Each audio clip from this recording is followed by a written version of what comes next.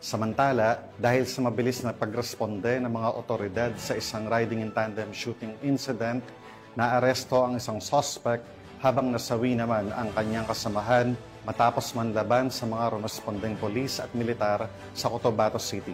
Tunghayan ng ibang detalye mula sa report ni Patrolwoman Leonora Gawang. Isa ang nasawi habang isa pa ang naaresto sa mga suspect na sangkot sa riding and tandem shooting incident matapos ang naganap na engkwentro sa pagitan ng mga operatiba ng Cotabato City Police at Militar nito lamang ika-20 ng Hunyo taong kasalukuyan sa Doña Pilar Street, Poblacion 4, Cotabato City.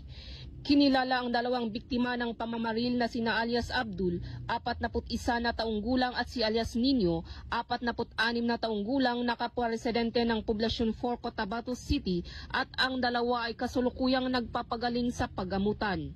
Samantala, kinilala naman ang naarestong suspek na si alias Homie, 24 na taong gulang, residente ng Purok 2, Ampatuan, Maguindanao del Sur.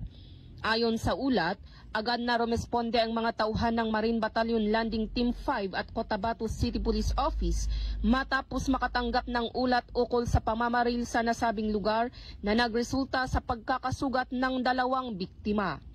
Habang nagsasagawa ng follow-up operation, namataan ng mga otoridad ang dalawang lalaki na sakay ng motorsiklo na tumutugma sa deskripsyon ng mga salarin.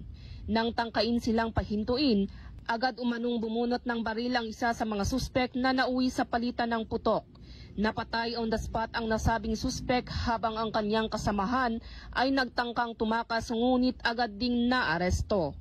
Samantala, patuloy ang isinasagawang investigasyon ng Cotabato City Police Office at mga kasandaluhan upang alamin ang motibo sa likod ng krimen at matukoy ang iba pang mga posibleng kasabwat ng mga suspek.